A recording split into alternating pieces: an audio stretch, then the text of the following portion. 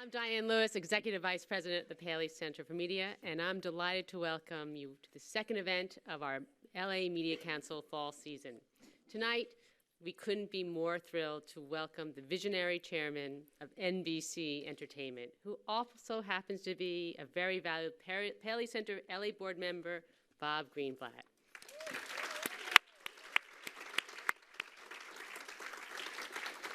I'm so happy to be with you here tonight in LA, and a big welcome to those of you who are watching us on live stream around the country. Before we get started, I want to offer a special thanks to one of Bob's colleagues on the Paley Center's Los Angeles Board of Governors who has joined us this evening. Dick Lippin, Chairman and CEO of the Lippin Group. Thank you, Dick, for being here, and thanks for all of your support throughout the year. Tonight's event is presented by the Paley Media Council, our membership group of industry executives who gather together for special evenings like this. We hope that each of you will help bring us more of these exciting programs to Los Angeles by becoming a member of this exclusive group if you aren't already. Your membership entitles you to attend great events and a robust schedule of programs here in LA and at the Paley Center in New York.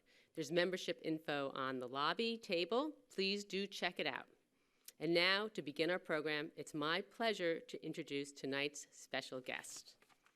Bob Greenblatt joined NBC Universal in January 2011 as chairman, NBC Entertainment, and is responsible for all aspects of primetime, late night, and scripted daytime programming for the network, including business affairs, marketing, communications, scheduling, West Coast research, and digital operations.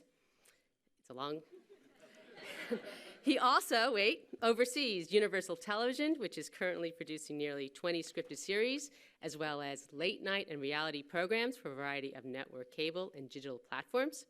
Also under Bob's purview are Universal Television Alternative Studios and Universal Stage Productions, which produces the hit theatrical properties Wicked and Billy Elliot, the musical. Their latest musical, Holiday Inn, just opened on Broadway. Yeah. Here at the Paley Center in LA just last month, we were delighted to premiere some of NBC's most anticipated new fall series at our Paley Fest Fall TV preview, including one of my personal favorites, This Is Us, which is, of course, now one of the biggest hits of the new TV season. Hosting Bob in conversation tonight, one of the most respected names in media, Jess Cagle. Jess was named editorial director of People and Entertainment Weekly in 2014, where he's responsible for the print and digital editorial leadership of the two brands with a day-to-day focus on people. Jess joined Time Inc. in 1987, and in 1990 helped launch Entertainment Weekly, where he played a key role in defining the brand's voice. Ladies and gentlemen, please join me in welcoming Bob Greenblatt and Jess Cagle. All right, so most of you know Bob as the guy, as the head of NBC who took the network from fourth place to first place in the demo very, very quickly. You did that in something like 3 years. Along the way, he gave us The Voice. He gave us live musicals on television again. He gave us This Is Us, and also Timeless, because Matt Whitney's in the audience. And along the way, he managed to become a Tony-winning Broadway producer as well. All of that is very, very impressive. But what you may not realize is that Bob has been making television for almost 3 decades. And he has had a tremendous impact on the medium. And we're going to show a video that NBC put together to give you an idea of Bob's incredible career so far. And then we're going to go back and we're going to talk a lot of these shows that you have your footprints on, that you have your fingerprints on. So you knew from age 14 that you wanted to be not an actor, not a Broadway star, not a writer. You knew you wanted to be a studio executive.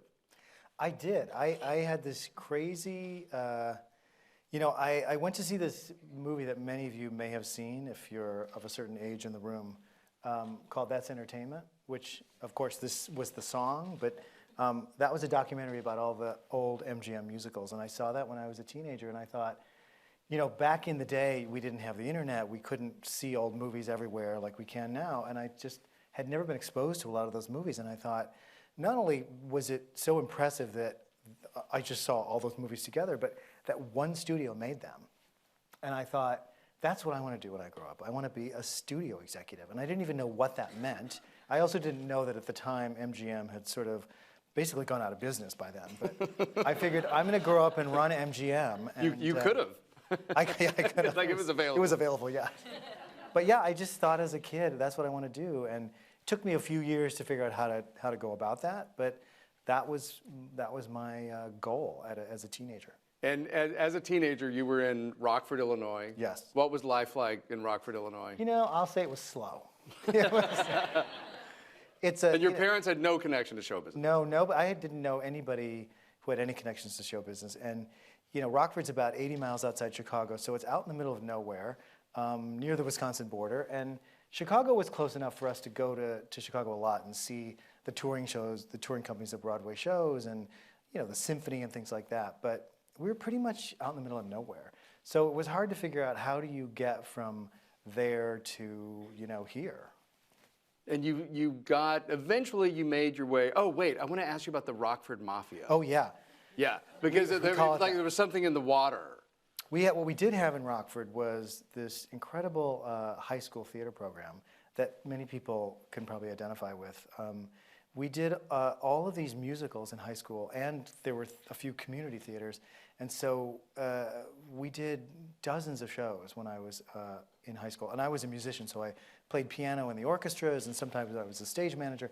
But out of my my sort of high school class and the kids that I knew in the community theater, there's about 24 people that went on to really interesting careers, either on Broadway or here in LA in movies and television, including Joe Mantello, who directed Wicked and is a celebrated director on Broadway, and Maren Maisie and Jodie Benson, who are both, you know, Broadway actresses, and Sean Ryan, who created The Shield and is now doing Timeless for us at NBC. You find a lot of plugs for Timeless. We love Timeless. But you know, there's a lot of people, costume designers and music directors, and we all just had this attitude from these teachers that we worked with, that a professional career is absolutely possible. It's, you know, not only is it possible, but you just should go out and do it. And a lot of us did. And we all try to work together now, and we're all good friends. And I produced a show on Broadway called 9 to 5 the Musical that Joe Mantello directed. And, you know, Linda Wallem is another person from my hometown who's a writer. She created Nurse Jackie when I was at Showtime. And we all love each other and try to work together and just enjoy, you know, each other's successes. And it was just remarkable that little town in the middle of nowhere, you know, somehow we got out, and that was the best thing. When you landed, finally after, you're very educated, by the way. You've got 16 degrees. I have too many college degrees. I couldn't figure out how to get to LA, so I thought, oh, I'll go to grad school, then I'll go to grad school, and maybe I'll figure out how to get here. But I finally went to film school in LA, and that was my, you know, sort of my motivation to, you know, pack up my little Mustang and drive across the country and move here, was to go to film school. And what was the first entry, the internship that got you into the business?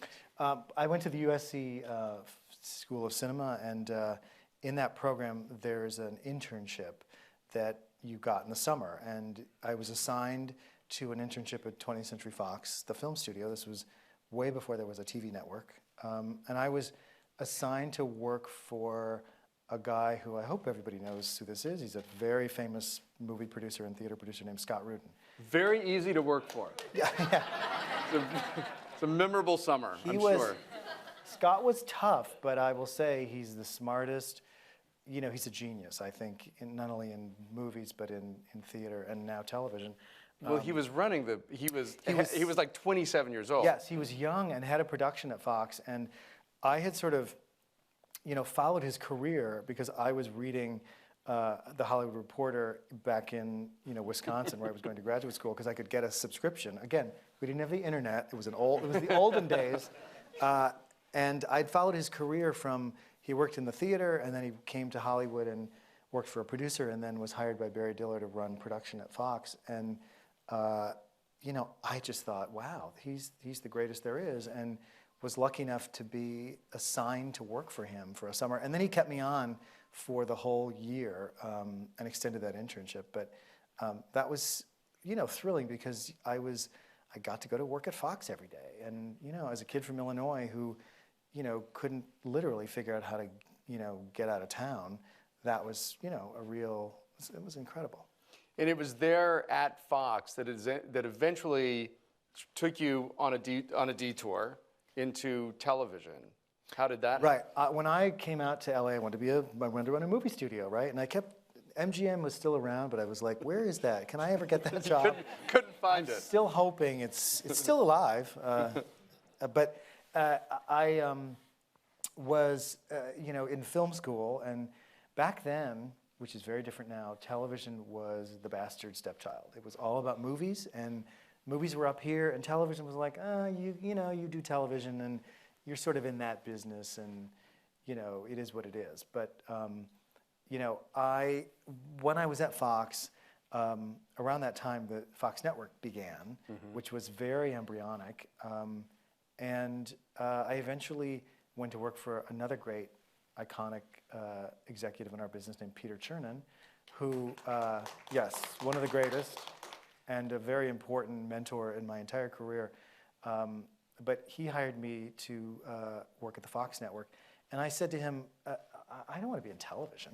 Why would I go work at the Fox network? But it also, at the time, it was the Fox network. It was like, it was nothing yet. It was really, I think the shows that were on the air back in that day was, there was a show called Mr. President starring George C. Scott, and Hattie Duke was in that show, I think, and some other shows. But Married with Children was on and starting to make some noise. But I really didn't even think about television. It's like, I want to be in the movies. I don't want to be in television. And Peter had been in television. He'd been at Showtime before that, and he said, come to television. You're going to not only see things happen much faster, but he said, you're going to be on the ground floor of a network. And I don't think any of us knew that it would ever survive, because it was very much, nobody wanted to work there, no producers wanted to work there.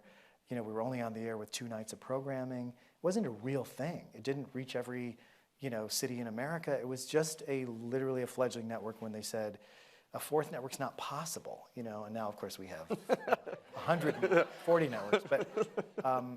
But I did, and I just thought, early on, I had this guiding principle somewhere in the back of my mind. Follow.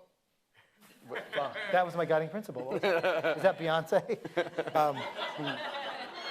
My guiding principle was follow the people that you want to sort of emulate and whose careers you really appreciate and admire. And to work with Scott, it was only about a year that I worked with Scott, was incredible. And then Peter, I worked with him for a number of years, but it was like, I'll go work with Peter because I think Peter's an extraordinary executive, and see what this television thing is all about. And I've never done features since. Tell me when you first came across that idea for 90210.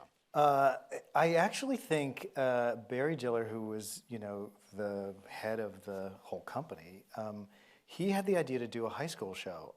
And producers did not, I said this before, producers did not want to do shows at Fox. They were like, the network may not even be around in 2 years, so why should we work there? Except for Aaron Spelling, who had an enormously successful run at ABC for a dozen years, making some of the biggest hits in the history of television. And he talked to Aaron about this idea, a High School Musical. Now, the two, most the two most unlikely people to do a high school show are Barry Diller and Aaron Spelling. But there you have it. And so we were like, okay, well, let's find a writer. Let's try to figure out who should do this. And we came across a young writer who we really liked his work. His name was Darren Star.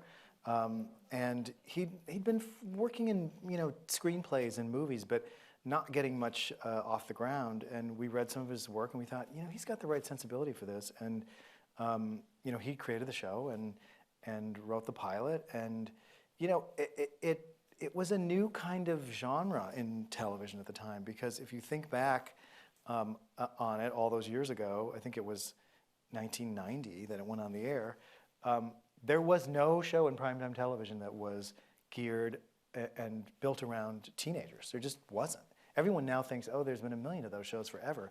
But this was the first one of what I think is a new genre, and I give Aaron Spelling credit for creating it. Went on the air, the first year did okay. There was a little bit of some, excitement about it and little pockets of the press. By the end of the first season, though, it really had taken off. And we sent those kids, I'm looking at this picture, Luke Perry and Jason, we sent them to every shopping mall in America, and we created events where girls would mob them and Malls try were to the rip off their Snapchat clothes. of 1990.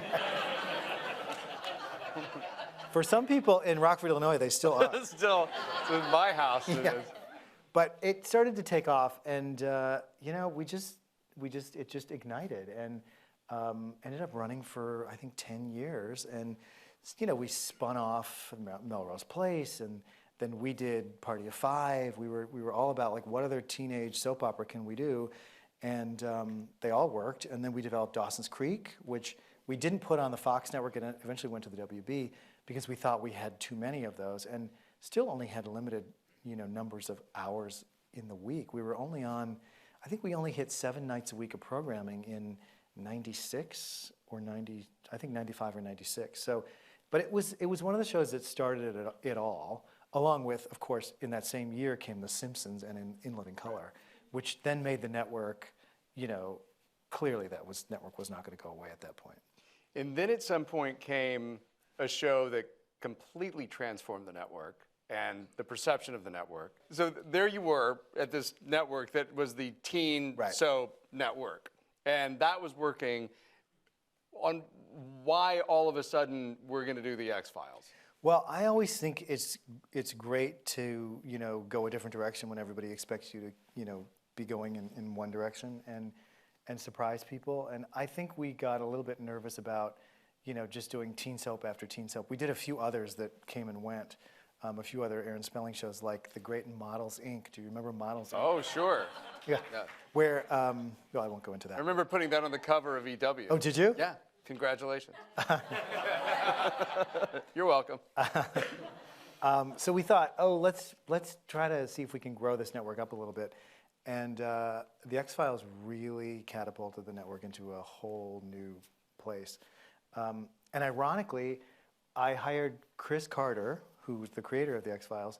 I made a blind deal with him to develop a show for us because he had done a show at NBC the year before, which was a teenage soap. It was a family soap opera. So I thought, let's get more of those soap opera writers in here. And he started meeting with us and saying, I don't want to do that. I really have this passion for this sci-fi show, which was not a passion. I'm not a sci-fi, nerd at all. So, and we didn't think sci-fi wasn't a big genre at the time. And we thought, this is never going to work for us. But he was so passionate about it that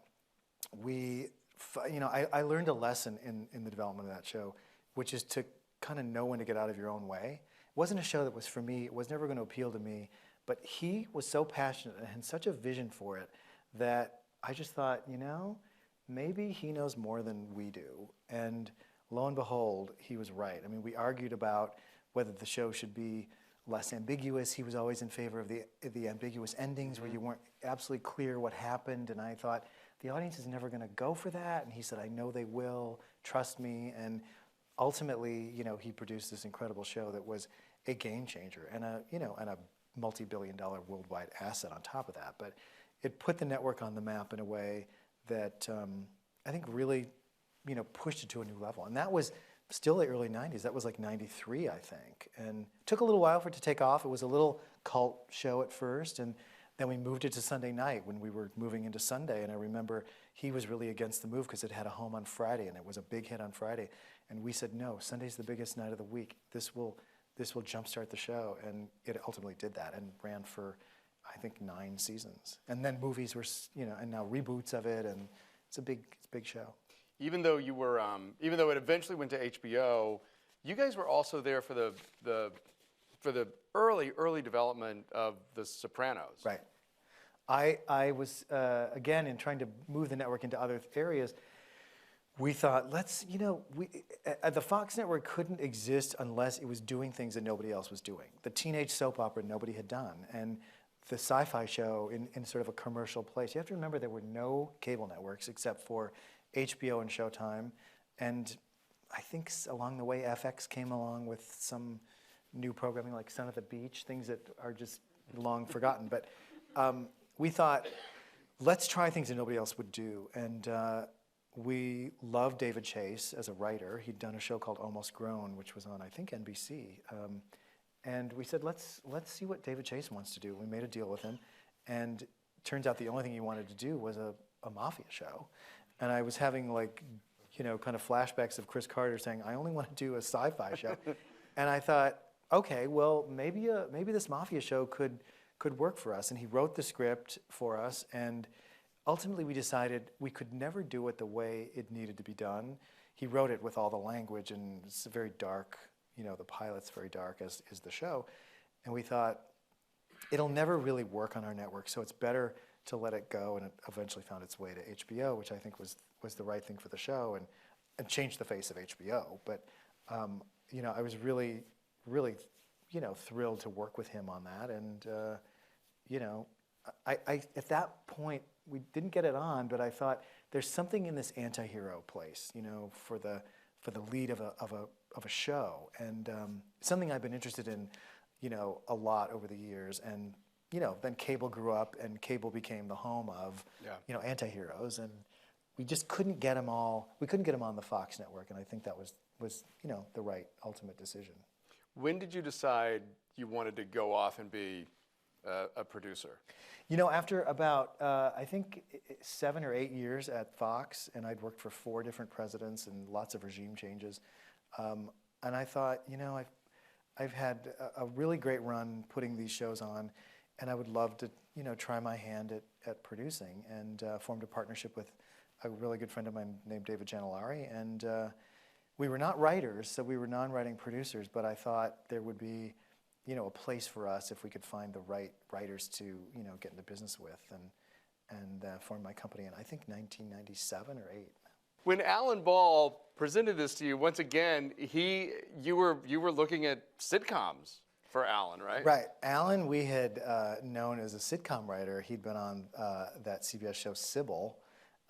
He was a playwright, so we knew his plays, but he was known as a comedy writer. And we did a comedy, a short-lived comedy at ABC with him called Oh Grow Up, which is, I'm sure, long since forgotten. But when that show was canceled, Alan was really upset and said, I don't want to do another show for a network if this is the way, they treat me. And we were like, we just made a 3-year deal with you, so you've got to think of another network show.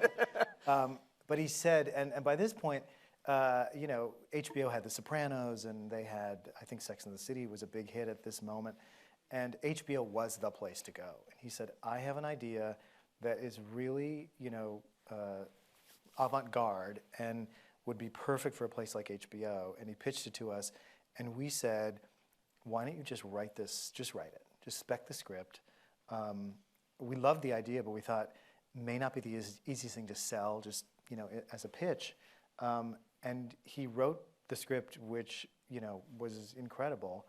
And the timing happened to coincide with, he had written American Beauty, which was in theaters and was winning awards. It had won the Golden Globe, and he came back from his Christmas vacation with the 6 Feet Under script, and that's right at the moment where American Beauty was nominated for all those Academy Awards. And we thought, okay, wow, we have this incredible script by this very hot writer. We said, let's see what happens with the Oscars. And then it won all these Oscars, including he won the Oscar for Best Screenplay. And we called HBO up right after that and said, we have a script that we want you to read by Alan Ball. And they read it, and I think literally 48 hours after they read it, they said, we want to make this pilot. And we made the pilot and delivered them. I remember delivering them the film on like a Friday. On Monday they called and said, we want to make the series. And it was literally that easy. They didn't test the show. They didn't overthink it. They just trusted Alan and his vision. And not only did we made the first season of the show, they ordered the second season before we premiered the first season.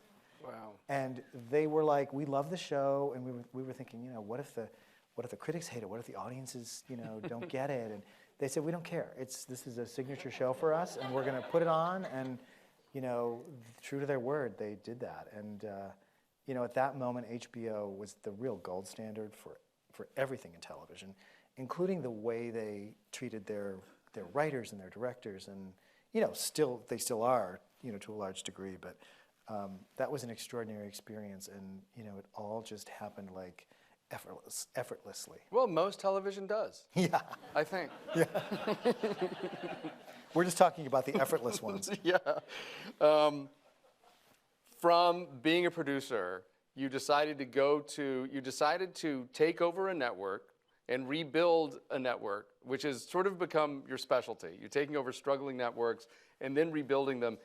And at this point, you went, after all this success, you went to a network that you wouldn't even go to as a producer. Yes, and I will say, my friend Gary Levine's in the audience today. He works at Showtime. But Showtime at that time was really in the shadow of HBO. And, you know, they just started doing scripted series. They were primarily a movie TV network. But those shows hadn't broken out and hadn't become what, you know, HBO had.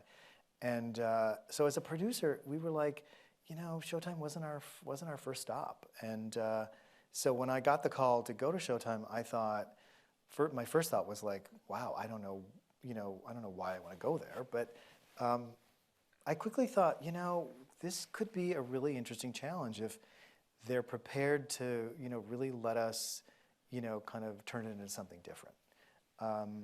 And they were. I went to work for a guy named Matt Blank, who was there for a number of years.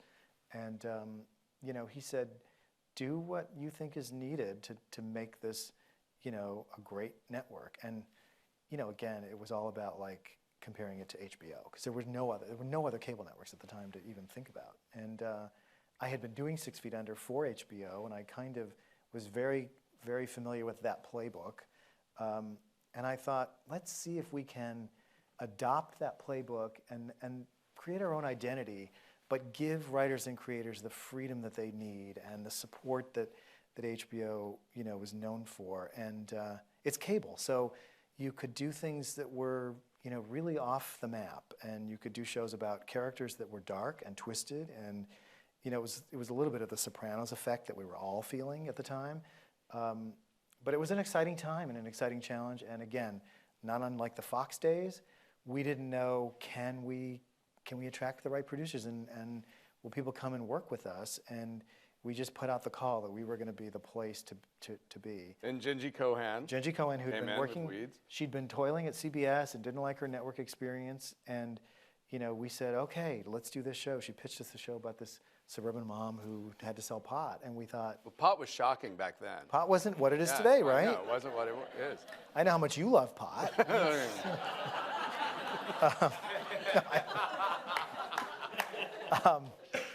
We thought, you know what, that's just the kind of thing that could get attention. And, you know, with any of these things, it's all about the execution. How good is the script? Who can you get to be in these things?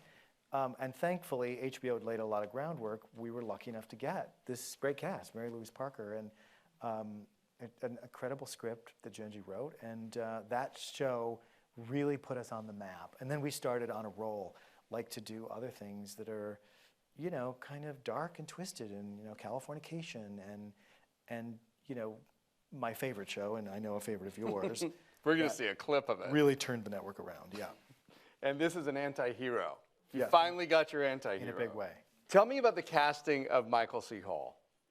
Well, we were lucky in the sense that 6 Feet Under had just ended, and we were struggling to figure out, like, who can play this guy, because it didn't work unless you loved him, right? Even though he was completely flawed and had this dark side. We made the character vulnerable to help with that, but, you know, we thought we just need the perfect guy. And we, you know, talked about a lot of different names and spent some time on some movie stars that were never going to do, you know, a television series at that time. But I just thought Michael could be the right guy for this. And I will say there was not full agreement by everybody in the process, because they knew him as David Fisher, the sort of, pasty, kind of mild-mannered, undertaker. And I had the advantage of knowing him as a real person, and he's just like Dexter. Yeah. He's serial killer by night. Yeah. Lovely by day, but when the lights go out. And I thought, this is the guy who has the complexity to do this and the likability to pull it off. And we went to him, and I said to him, I know you don't want to do a TV series right on the heels of doing, 5 years of 6 Feet Under, and he said, no, I don't. But I said, please read the script. And I really thought he would pass, and he read it and said, I so don't want to commit to another TV series, but I want to do this part, and I have to do this part. And I think he's, 90% of the reason. I mean, it was great writing and great, execution, but without that guy in the lead, I think, that show would never become what I think is one of the great shows in the history of television. The turnaround with Showtime continued with The Tudors and Californication, Nurse Jackie. Shameless, yeah. Shameless. And then the opportunity to take over NBC came along. I know, what was I thinking, right? I know. And NBC was in great shape when you took it over. I always feel like you should leave the job at the top, right? And NBC, the opportunity came to me, and I thought, it's a challenge. It will be another challenge. NBC at the time was in 4th place. It had been in 4th place or tied for last, as we used to say it, which is 4th place. Or that's 3rd place but last for 10 years. After Friends and ER went off the air the same year, in I think 2004, the network went to 4th place, and everybody said it's not possible. The world has changed. There's cable television. There's all kinds of new media, and broadcast television is a dying form, and you'll never be able to turn a network around. And I thought, you know what? That's exactly the reason to take that challenge. Not thinking by any stretch we would be able to do it or do it quickly. And for me, that was the challenge, and it was an exciting one. And the first 2 years were really difficult, and some of my colleagues are here in the room today who have been responsible for that turnaround. But we just rolled up our sleeves and tried to start, coming up with things that were going to get people's attention, and break out of the clutter of the millions of networks there now are. And it's been 6 years now, and I have to say it's been going really well, especially in the last few years. But we never knew if it was possible. You managed to, and this was luck and smart at the same time. Almost before your boxes were unpacked, you were able to get The Voice on the air. Out of all the things being presented to you by your executive team and 1,000 producers when you walked through the door, why did you think The Voice was the thing to gamble on? The cupboards were really bare at the time, and yes, there's always people who want to be on your network, but again, it was not the place that was anybody's first or second stop. So we had to really work hard to get exciting new ideas in the building. But The Voice was a Dutch property that had been optioned before I got there. Paul Telegdi, who's head of our alternative department, saw the Dutch version of the show and said, if we do this right, this could be a great American television series. Now, Idol was at the top of the game at the time, and everyone was trying to chase the Idol phenomenon. And, I thought, are we just going to be the sort of second place to Idol? And Idol had, 25 million viewers a week back then. This would have been 2011. But, we thought, what, if we go for it and we get the right coaches and we develop the format in the right way, let's just go for it. And, the great thing about taking those kind of risks when you don't have anything to lose is you can go, all right, it didn't work, let's move on to something else if it fails. But as luck would have it, I don't think people knew who Blake was at the time. Adam was in Maroon 5, but he wasn't Adam Levine, it was Maroon 5. And Christina Aguilera was probably the biggest name at the time. But we reached out to the music business, got those coaches and CeeLo Green, and marketed the hell out of the show, and it premiered in April, and it premiered to a 5 rating, which at the time was, twice the average. It wasn't Idol ratings, but pretty close. And it really gave us the engine for the next 3 years to, push the network, to work as lead-ins to other shows, just buoyed the network up to a place where we could, get a lot of other stuff going and hopefully get lucky in other places. But if not for The Voice, I'm not sure that we would have turned it around so quickly. I'm not saying it wouldn't have happened, but within 3 years we were back to #1, and we've been at #1 for the last 3 seasons. A lot of other good things have happened, in the meantime, but that was a big risk that paid off, and in much respect, we got lucky. It was also, it almost established, it helped you establish an identity for the network. Right. Which has been, there are a few exceptions here and there, but it's generally a kind of very positive vibe that Right. you see through the shows. You see it in the promos and all of that stuff. When This Is Us came along, when that was brought to you, why do you think that fits in so well to the general vibe of your program? Well, it's tricky. You're talking about like branding, and it's really hard in a broadcast network because your job is to be like, you want everybody. So you want to get young people and older people and men and women, and the definition of it is to be a broadcaster. So it's hard to really define what you do. And cable, it's much easier because you can be, you can have your own little identity, and we had it at Showtime. We were the anti-hero kind of network, and so we were rooting around for what's the brand that will get us the most people, but also have more specificity than just we do everything.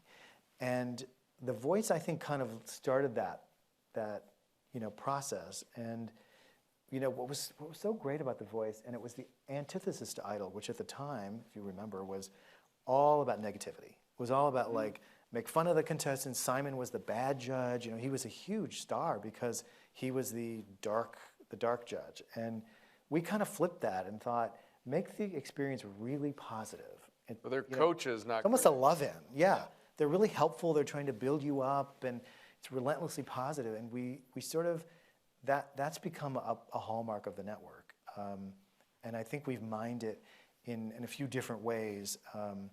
But it is one of the tenets of what we do. And I think, we've got some, Blacklist is a dark show, but it's got this father-daughter thing at the center of it, which I think really, makes it work for our audience. But This Is Us is just one of those unabashedly, humane, emotional shows. And I think it really works for us as a network and who we are. But I think it's also a matter of timing. And it just is an antidote to the world we live in on some level. In the same way that, X-Files back in the early 90s was on that wave of conspiracy and supernatural and all that stuff that was a timing element. And you hope every now and then that timing works for you. And usually in the biggest hits, that is an element, which you can not predict. You can't force it. You can't buy it. You just have to kind of hope that instinctually you've kind of, found your way into it. And I think This Is Us is that in a big way. The great news is that people, seem to love that show, and the critics love it, and, it's rare that you get both the rating and the critics on your side. Tell me about 2013. It might have been 2012 when it actually happened, and you thought, we're going to bring live musicals back. We're going to do The Sound of Music, and we're going to do it live. How crazy was that? That was a revolution. It was only 3 years ago. Yeah.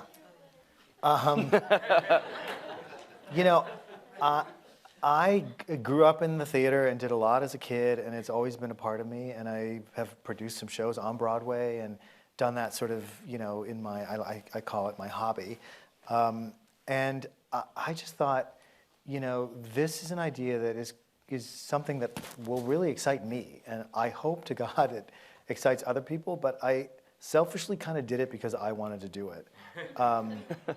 And I think for a while it was kind of known as, Greenblatt's Folly around the building until the, the day after it aired, and we woke up to 18.5 million people who watched it.